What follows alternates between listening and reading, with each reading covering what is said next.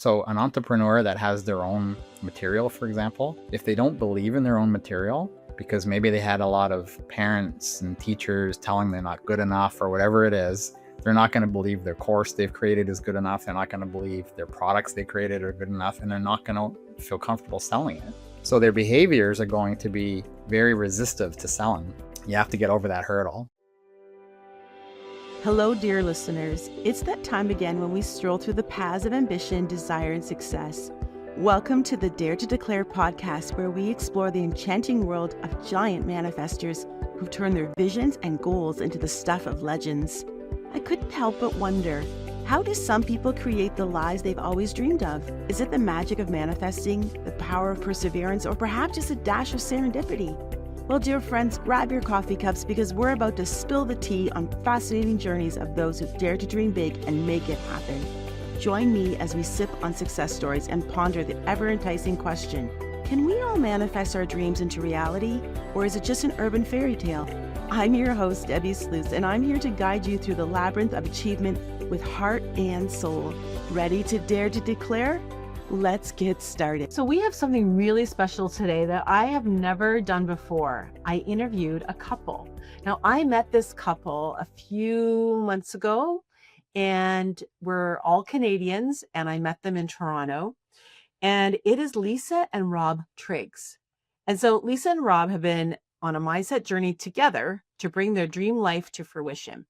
After years of struggle with her menopause symptoms, Lisa discovered that by changing her mindset about herself and her symptoms, she was able to gain control of her life. When Rob saw the positive transformation that his wife experienced, he began his own self-journey. Now they are each building new businesses that are focused on helping others with their mindset. Today's interview, you're going to hear about some of the struggles that they had personally, also within their marriage, and how they have, through this work, this mindset work, have decided to stay together, and that it is a daily decision of working as a couple and working individually on their businesses and just being the best version of themselves. And they each have their own personal mission. And so we hear from both of them today. And I'm really excited for you to experience Lisa and Rob. Welcome, everyone. I am so glad that you've decided to join us at the Dare to Declare podcast once again, because here we interview giant manifestors. And today I have my very first couple. And so normally I interview individuals, and they are individuals in their businesses, but they are a couple in and united in understanding the power of visioning, goal setting, and just living your best life. And so I'm really excited to introduce Lisa and Rob Triggs, and they are going to, like I said, share a little bit of their story. So let's go ladies first. And Lisa, for those of you who can't see her, we are recording this. So if you want to go see her, you want to check out YouTube. But for those of you catching us on audio, she's wearing a crown. Tell us a bit about your crown, Lisa. You. Yes. I am the Menopause Queen. It's the queen. Okay. All right. So no princess here. You're a queen.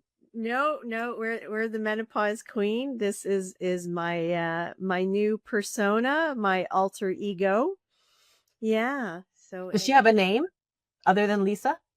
No. Well, I throw the R in there, so it's Lisa R. Triggs now, but she's a self-love advocate. She is on a mission to support women to write and define their own menopause story, and do it by manifesting.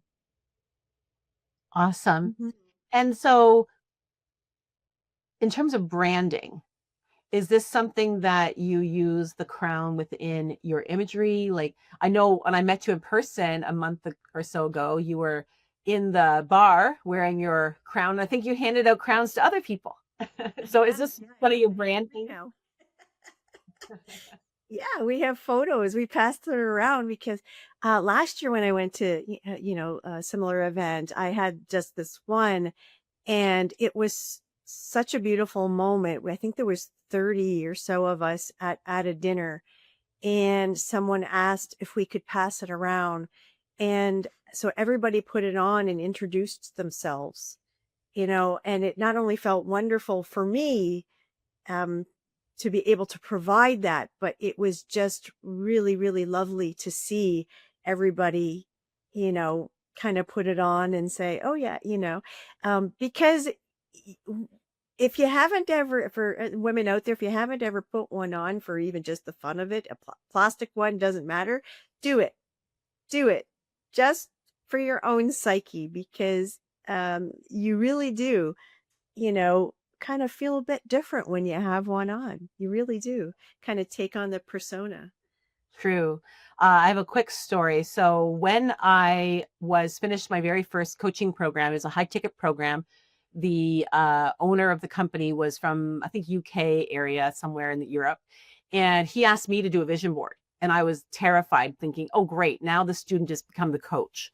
And so I talked to my mastermind, and I highly recommend, if you're not in a mastermind, go get in a mastermind. Mm-hmm. And my mastermind said to me, especially like one of the women who ended up actually becoming certified with me at the academy, Hillary, she said, Deb, what I want you to do is, before you open up your screen and coach him using the vision board, I want you to put on your imaginary crown. And so she said, and in your crown, I want you to imagine that all the jewels are your education, your experience, all your uniqueness, all the magic that is you. Those are the sparkling jewels in that crown. So I did that. So even if you don't have a crown, what Lisa was saying, like, if you're coming into an experience, you're going to speak on stage, something new for the first time, they do the Superwoman pose, or something that's like really powerful. I think putting on a crown is something similar. And it was for me, where before I flipped on the screen to talk to Ryan, I just did this. And I put it on my head and I just coached powerfully.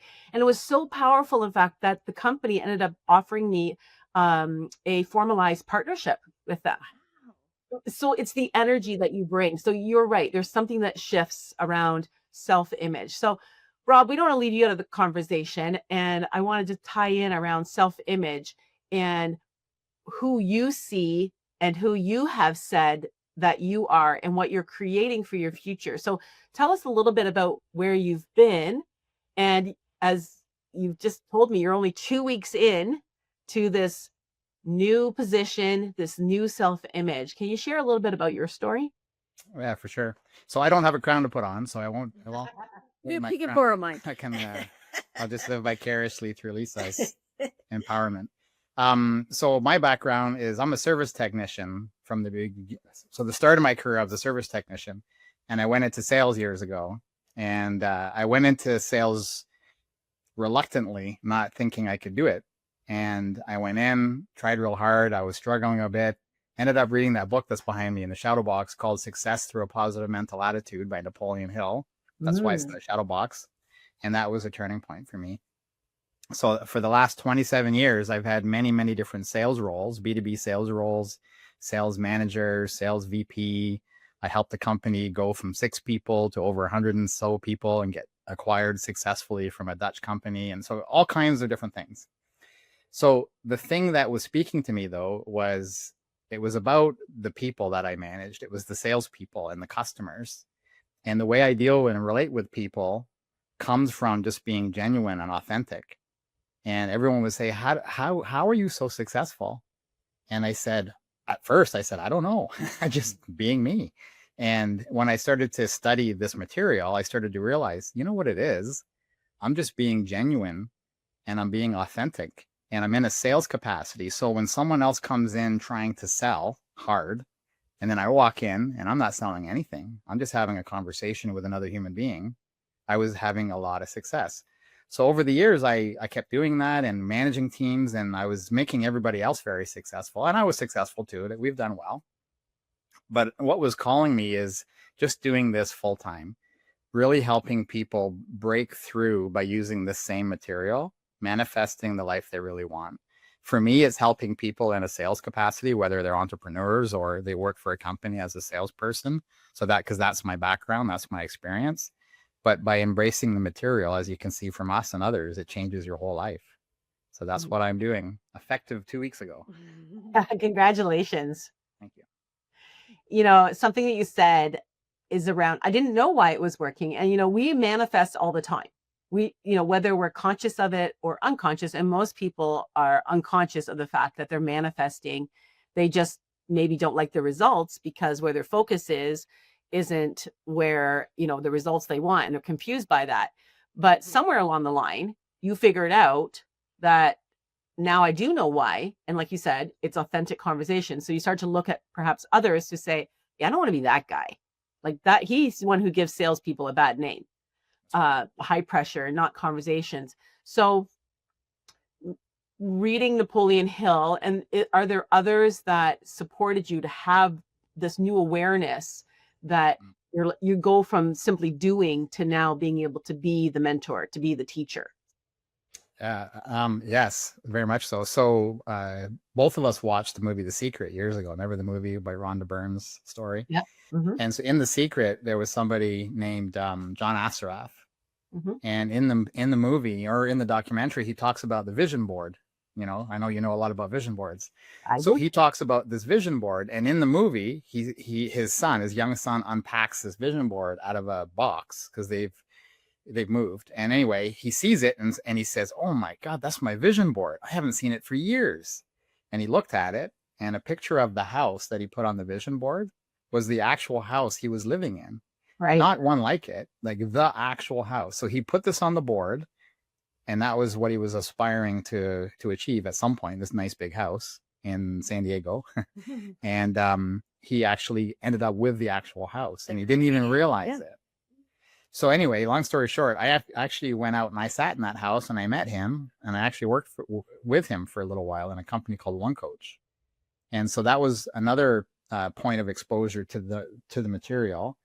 And then just reading different books, Bob Proctor, and on. Finally meeting Kathleen Cameron, right? About a year ago. And after meeting her and becoming part of her community, that's when things really shifted for me. Right. It took the base level of understanding the basics of manifestation, and then it just put a turbojet on the back of it. Right. And that gave me the confidence to actually walk away from a very secure, very good career, very established career, to go do what it is that I know in my heart, this is what I should be doing. Mm-hmm. And I knew it too. Yeah. I'm like, I think you should check out Kathleen, just watch one of her videos. They're on YouTube. I think you may like her, She resonated. And he goes, "No, I just paid for a course. It's business. It's more, those are business tools and all that." And he ended up scrapping that other course, and we signed on for, the couples one Right. with Kathleen. Yeah. And, I know a little bit about your story as well, that it hasn't been all roses and rainbows, and that, like any marriage, that has some longevity to it. And so you were at a point that, like many couples, it's like, is this really what we both want? And that you wanted to make a decision. And so, Lisa, maybe you can talk a bit about that. So you started doing the work first. And what I understand, maybe Robbie can clarify the story, but that you were watching Lisa transform, right? Lisa, do you want to talk a bit about that? Yeah. Well, my focus is now in my book, and is about menopause. And that's why I'm the Menopause Queen, and the whole persona and all that kind of thing of representation of who we are inside, and who we need to bring out. But so I started in this journey, and I got to a very bad place, and I was there for about 5-6 years. And I just had hit pretty much bottom.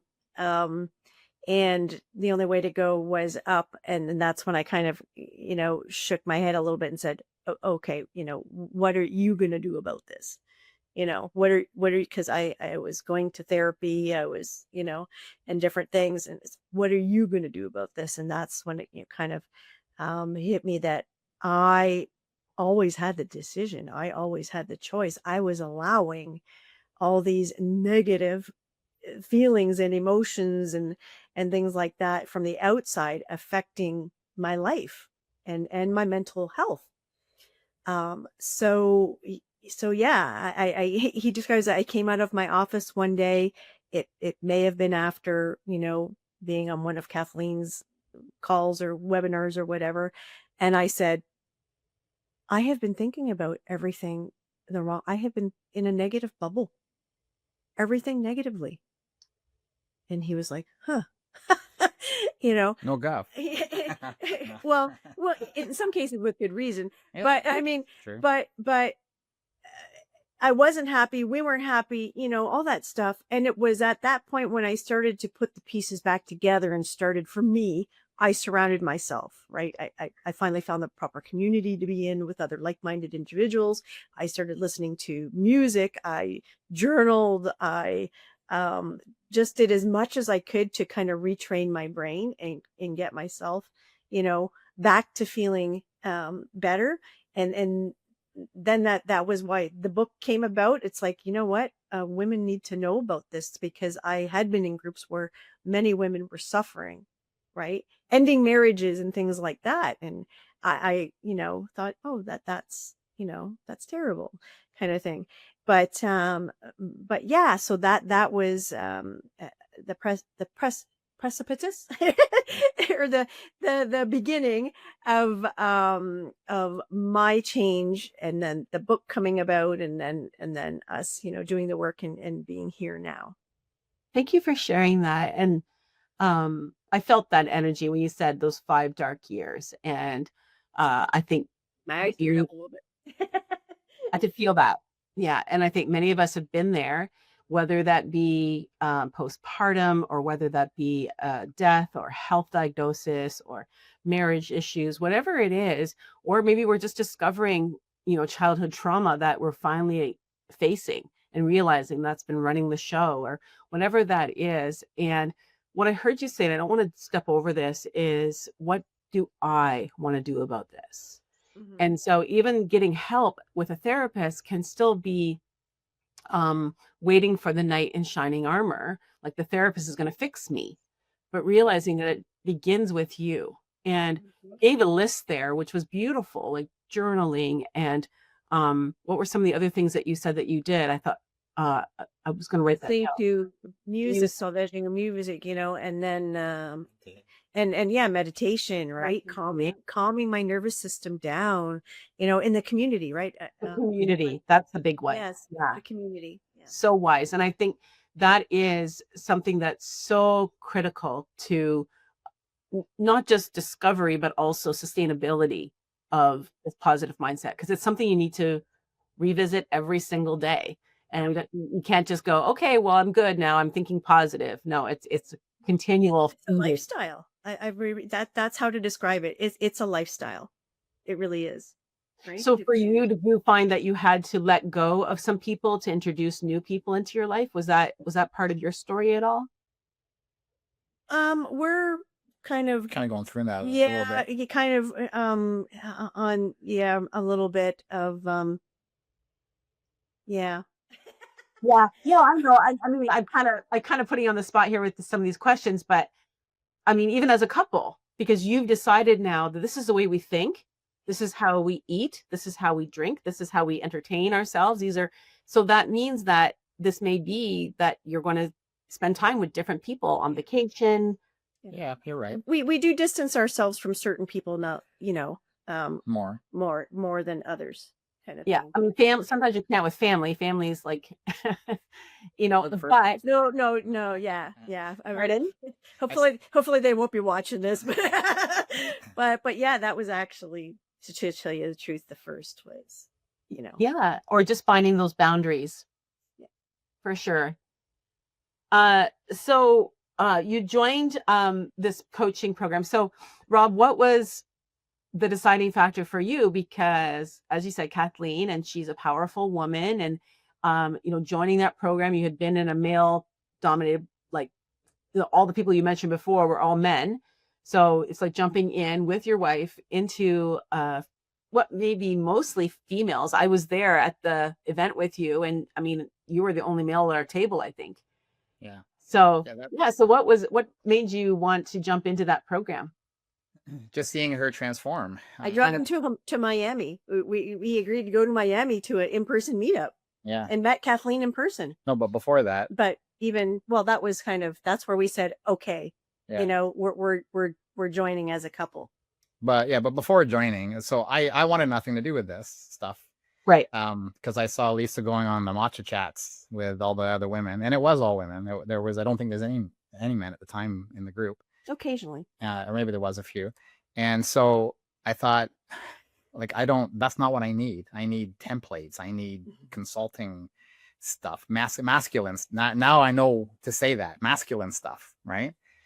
And so I said, I don't want to go on calls and cry and stuff like that. I don't want to go do that.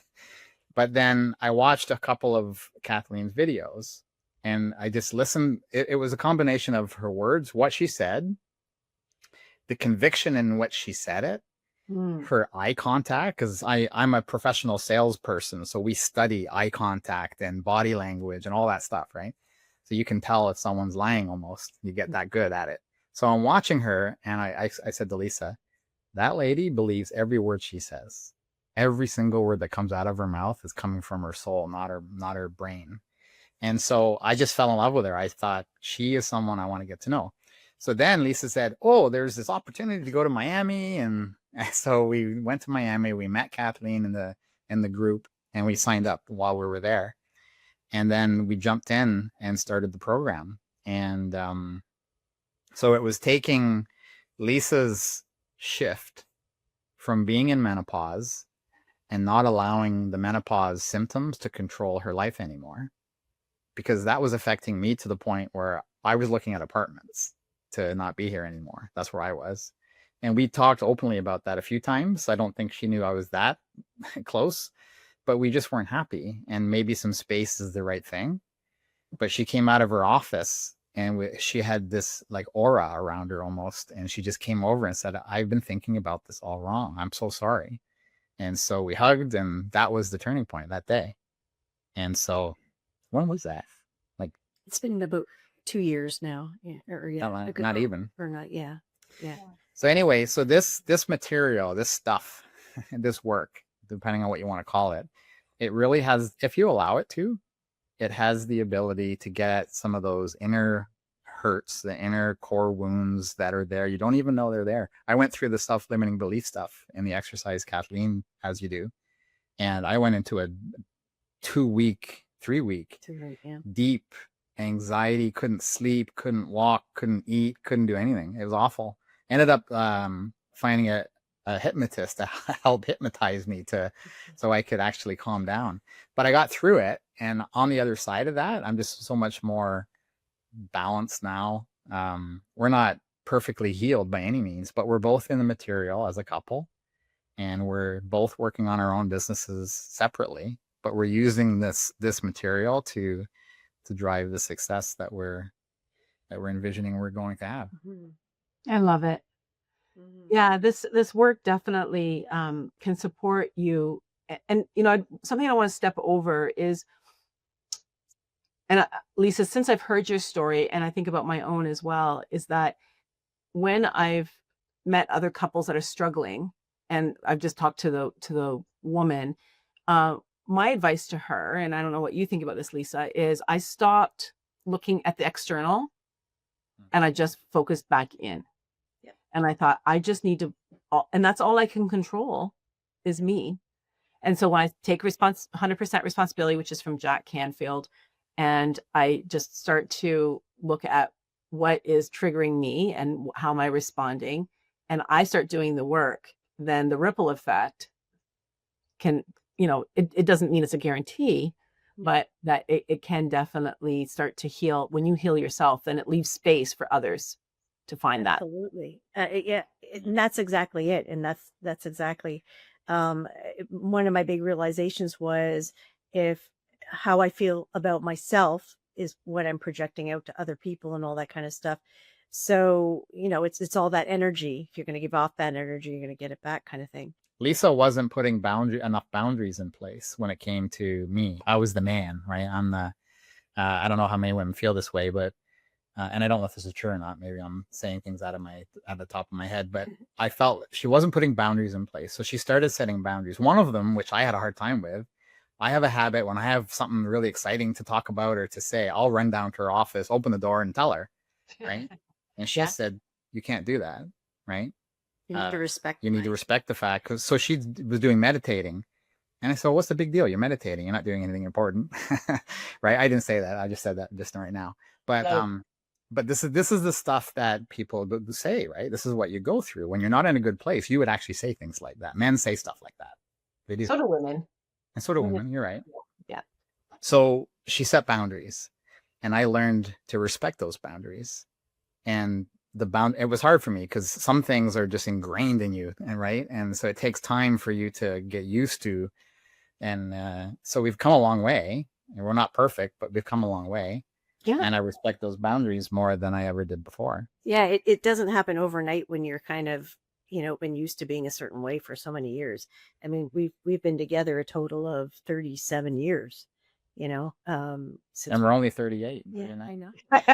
Congratulations. Yeah. Like, so there's a lot of, habits there, that to work on together, even just in some ways learning to recommunicate with each other in a different way. Right. So yeah, it's been a real, because it could go either way. You can start going through this stuff as a couple, and because you're doing in the inner work individually, right? You're working on yourself. So you may come to, realize that, what, maybe, you're not the person that I should be with, because, now that I know this about myself. So luckily so far anyway, we haven't encountered that, because one thing is that I've always, since the moment our first date, I always felt very comfortable with him, very, safe, very easy to talk to, just, so we have that great basis where we just genuinely enjoy each other's company, I'm a good kisser too. That too. To get that. We're definitely needing that. He was a good kisser. He gave a good night that first night, and we've been together ever since. But you said luckily we're still together. Well, where we're at though is we're not at the point where we're saying we're together forever no matter what. We're not saying that. No. What we're saying is we're together because we're on we choose to a similar journey, and we're choosing to be. We choose to be. And if something bothers us, we feel more comfortable to say it. Right? Again, we're not perfect yet. Don't think we'll ever be perfect, but we're in a better place. And as individuals and as a couple. Yeah. And if it wasn't for this work, right, we wouldn't be doing what we're doing for our careers, and we probably wouldn't be sitting in front of you right now in this house together. Right. So it's impacted us in 3 really, really big ways. And what I'm hearing you say too is that it's about decisions. It's about choices, like realizing that everything is a choice, whether you're deciding not to do anything at all and just being passive and defaulting into a relationship. But within being in your integrity, both of you as individuals, you are saying, in integrity to myself and integrity to this relationship, I'm showing up fully, and I'm deciding that you are who I want today, right now. And I think that's really beautiful. And yeah, it's something that this is a new way of being with business, with relationships, like in all the areas of our life, which we create our future from our future, so that I'm imagining the two of you also have a vision for your relationship, and you each have different visions for your careers, and maybe for your retirement, what that's going to look like to age together. Is that true?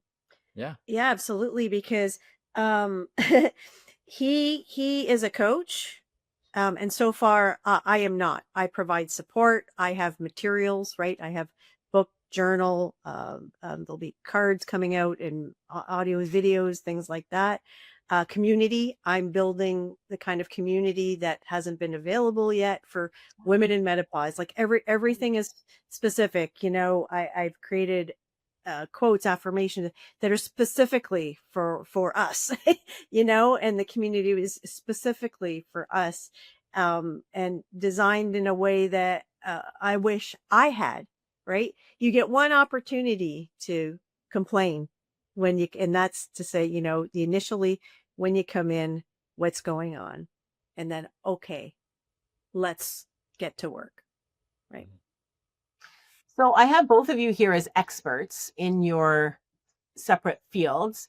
Can you give some value to the listener in, like, if you could give some tips, Lisa, around menopause and how to manage that during the day, to get, my number one problem is sleep. I'm really struggling with uninterrupted sleep anymore. And Rob, for you with your coaching, and I know like a big part is people say, I just want to coach, but you've got to sell as well. Like you get to sell. So I don't know where your expertise is, but if you could also give us some highlights from that as your individual experts, does that sound good? Yeah, sure. Who do you want to go first? You too. Okay. So why, especially with sleep, one thing, especially the last few months I've really started to do is play a sleep meditation in the background, not very loud, just it's on my phone. My phone is plugged in sometimes on the other side of the room, and it is out loud so we can both hear it. But I mean, if your person or your, significant other isn't into that or whatever, and you need to wear earphones and you can fall asleep to that's fine.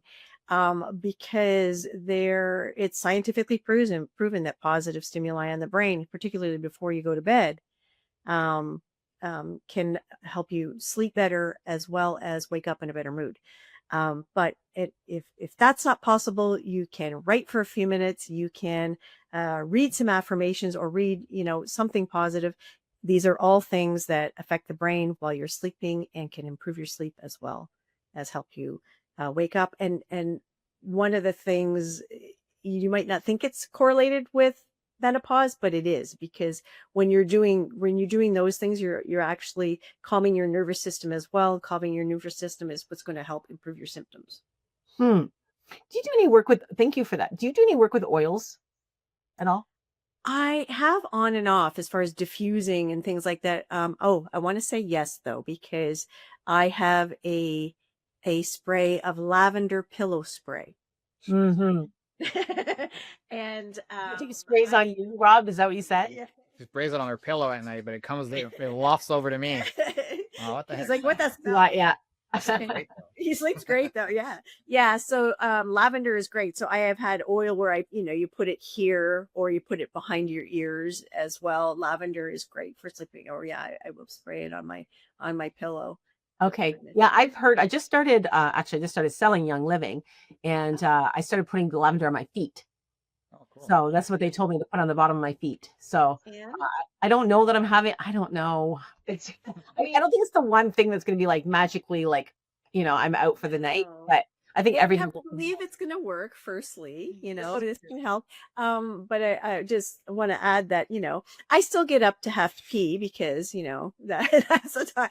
But I used to have a hard time falling back to sleep, and in most cases now I fall back to sleep very quickly. That's wonderful. Yeah, I guess me too. You're right. That's awesome. Thank you for those tips. How about you, Rob? Well, so depending on who your audience is right now, so there's two different target audiences I have. The entrepreneur that's selling their own material and the salesperson that's selling another company's stuff. So in either case, they're both like almost the same thing. So my advice is don't be afraid of selling. Don't be afraid of selling what it is you have. Think of sales as an act of service, because in the end, you're not trying to force someone to buy something. And if that's what you're doing, stop doing that. Don't do that. What you're doing is you're trying to understand someone's issue, problem, pain points, whatever you want to call it.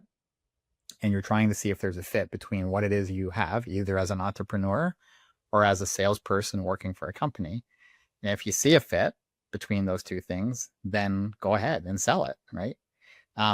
So don't be afraid to sell is my advice. The problem with that, with all of us who are in this work, people who are afraid to sell, typically there's something stopping them. So an entrepreneur that has their own material, for example, if they don't believe in their own material, because maybe they had a lot of parents and teachers telling them they're not good enough or whatever it is, they're not going to believe their course they've created is good enough. They're not going to believe their products they created are good enough, and they're not going to feel comfortable selling it. So their behaviors are going to be very resistive to selling. You have to get over that hurdle. And so what I've done is I've created a sales training program. It's basically a mindset program that identifies what those things are. You deal with them subconsciously, and then they stop being a hold on you. But for everyone who's out there, if you're in a role of selling something and you're finding yourself resisting selling it, ask yourself why. What's stopping you? What's holding you back? That's awesome. So, Rob, how can people get a hold of you for that? What's the best way? Website or email? Website, I guess. Website, so probably. Yeah. So my website's easy. It's RTR. So with 3 letters, RTR and the word official. So rtrofficial.com. And you'll find everything there. There's free material there too. And so LinkedIn. Yeah, all that stuff. On social media, yeah. Are those connected on your website? Yeah, everything's there. Okay. And so is it individuals that you work with, or do you work with groups? How do you work with people? Both. Individuals is how I started. So in my business planning, I started on the individual because that's really where I think this work happens. But then I was socializing it with different leaders in companies, CEOs of companies, and they said, I'd like to put my whole team through this. Can you do a specific, because it's a course, but it's also a community call every week. Like you said earlier, the community is where it really happens. Mm-hmm. So there's the logic and the knowledge you gain from doing the course, but then there's like what Kathleen calls it, embodying, right? Embody the material. So I'm doing the same thing, reinforcing what you're learning as part of the program, but also learning from each other. So when someone has a win, an early win, some people have wins fast, some people it takes time. If it takes time, you start to get distracted and you start to say, hey, this isn't working. Yeah, that's a better word, discouraged.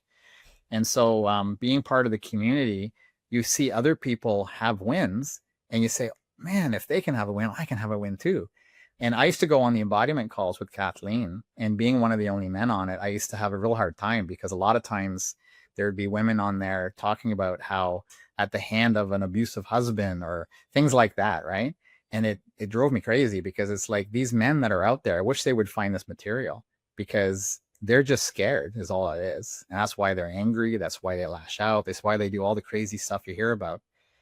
And they haven't dealt with and they haven't dealt with their own demons. Their own. And they're trying to be tough because that's what the whole world wants us as men to be tough, right? Like everyone watches Rambo. You don't see Rambo sitting in a group circle. He's out there with knives. Barely speaks. Yeah. He barely speaks. Anyway, I'm picking on Rambo, but you know what I mean? Like the media, if you're a man, you're tough. Don't cry. Like get on with it.